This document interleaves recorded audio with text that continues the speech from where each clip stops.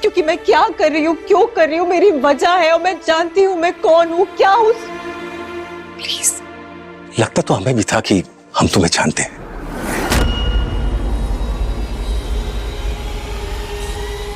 मगर अब छोड़ो, इन सब बातों का क्या फायदा।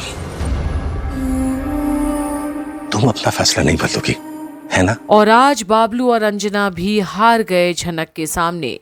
वो अपना फैसला ले चुकी है और नहीं बदलने वाली है अपनी सोच को।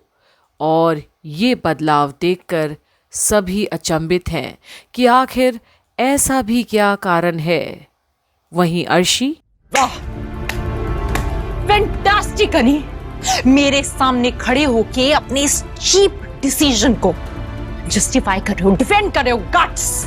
अर्शी, अगर उस दिन तुम लोग झनक को रहने देते, उसे एक्सेप्ट कर लेते, तो आज ये सब नहीं होता, हमारा रिश्ता नहीं टूटता। ओह, तो तुम ये कहना चाहते हो कि तुम दोनों नाव पे सवारी करना चाहते थे? नहीं अर्शी, ऐसा बिल्कुल भी नहीं है। लेकिन अगर मैं तुम्हें पहले ही कह देता कि मैं झनक से प्यार करता हूं, मैं झनक के साथ रहना चाहता हूं, तो क्या तुम मेरी बात समझती? क्या इस बात को एक्सेप्ट करती? नहीं करती। इस दुनिया में मैं तो क्या, कोई भी ना करता। हम अपनी आंखों के सामने ऐसी नाइंसाफी होते हुए नहीं देख सकते अनी। एंड यू नो व्हाट, एक तरह से अच्छा ही हुआ कि तुम्हारी और झनक की शादी होने वाली है, क्योंकि सी तुम तो हमारी शादी को मानते नहीं हो ना। लेकिन मैंने हमेशा अपने आप को तुम्हारी वाइफ समझा ली, और ये समझने के बावजूद मुझे देखना पड़ता कि कोई दूसरी लड़की हमारे बीच आ रही है। तुम उसके पीछे पागल हो रहे हो, उससे प्यार करते हो, उसके लिए फीलिंग्स है, उससे सीक्रेटली तुम मिल रहे हो। तो अच्छा ही है ना कि एक ही बारी में सारा किस्सा खत्म शादी करके। और अब भी अर्शी अनी की कोई भी बात से सहमति नहीं रखती, बल्कि उसे शाबाशी दे रही है झनक से शादी करने का फैसला लेने पर। कम से कम मुझे वो इज्जत तो मिलेगी जिसकी मैं हकदार हूँ अनी। So go Annie, have fun, all the best. मेरे मन में क्या चल रहा है वो सिर्फ और सिर्फ मैं ही जानता, और ये बात मैं तुमसे शेयर करना चाहता हूं, लेकिन आज तुम ये सुनने की हालत में नहीं हो। लेकिन एक दिन आएगा जब मैं प्लीज डोंट डू दिस। जो बात खत्म हो चुकी है ना नहीं, उसे दोबारा से शुरू मत करो। तुम्हारी तरह मैंने कभी भी इस रिश्ते को दो लोगों में बैलेंस करने की कोशिश नहीं की। मेरे लिए तुम काफी थे अनी, सिर्फ तुम थे, लेकिन तुम्हारे लिए मैं कभी काफी नहीं थी। इसलिए अब मैं अपने रास्ते, तुम अपने रास्ते। और अब अर्शी जिस तरह से बातें कर रही है वो सुनकर अनी को शायद अच्छा तो नहीं लग रहा, पर अब वो उसे समझा भी नहीं पा रहा। शादी पे इनवाइट तो करोगे ना अनी? अर्शी प्लीज। क्यों, क्या हो गया? नहीं, इसमें क्या गलत है? शादी कर रहे हो, कोई चोरी थोड़ी ना कर रहे हो। हाँ, और तुम्हारे अकॉर्डिंग तो तुम्हारी शादी कभी हुई ही नहीं है, तो पहली बार जिंदगी में तुम शादी करने जा रहे हो। एंड आई होप इस बार तुम सारी रस्में पूरी करोगे, अच्छे से निभाओगे, अपनी शादी अधूरी नहीं छोड़ोगे।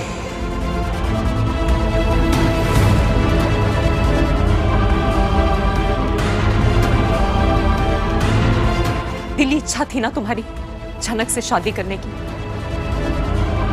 जिसके पीछे ये सब नाटक हुआ, इतना तमाशा हुआ। फाइनली वो शादी होने जा रही है, तो सबको इनविटेशंस तो जाएंगे ही ना, नहीं तो उसमें क्या गलत है? पर क्या अनी इतना दूर तक का सोचा था कि अब शादी है तो सभी आएंगे, या ये भी मंजूर था उसे? वहीं अब भी झनक के साथ बाबलू की ये सब बातों से छोटौन तो बिल्कुल अग्री नहीं करता। और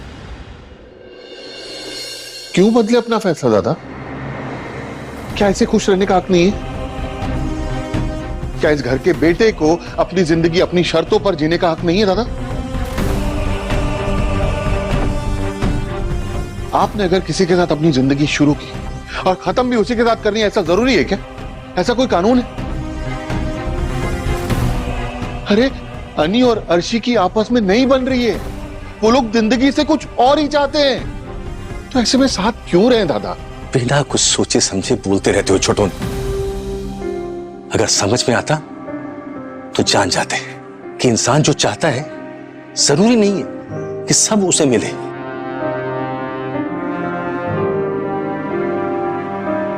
और अगर उसकी कोई इच्छा पूरी नहीं होती है तो उसकी पूरी जिंदगी बर्बाद है, ऐसा भी नहीं है।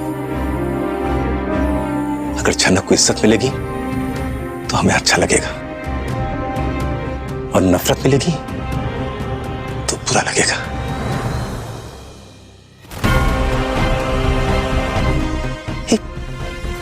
इतनी सी बात अगर ये नहीं समझ पा रही है तो इसके आगे मैं और कुछ नहीं कह सकता।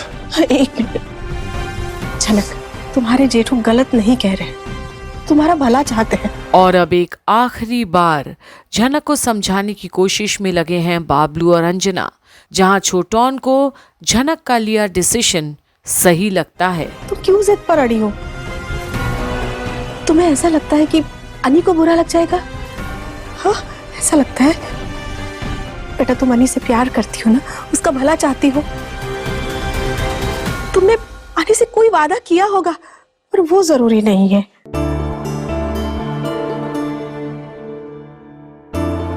अनी को और ज्यादा परेशानी ना हो, ये सुनिश्चित करना जरूरी है बेटा।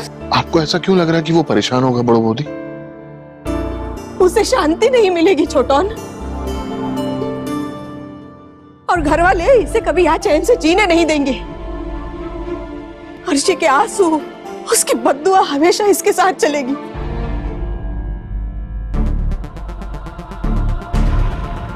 झनक, इन सब के बीच तुम खुश रह पाओगी बेटा? हाँ? चलो, तुम्हारी खुशी छोड़ो, तुम अनी को कभी खुश रख पाओगी? बोलो। और अब अंजना एक माँ के तौर पर झनक से करती है सवाल कि क्या वाकई में ये शादी में उसकी भलाई है, जहां अर्शी की बद्दुआ की भी जिक्र करते हैं वो। झनक, ये जिद छोड़ दो बेटा, छोड़ दो। काश मैं आप लोगों को बता पाती कि मैं क्यों। तब से एक ही बात बोली जा रही हो। अरे बात को बोलो और उसे खत्म करो। बात जो भी हो, लेकिन सच तो नहीं बदल जाएगा ना। और मेरा सच ये है कि मैं सर्जी से शादी करूंगी।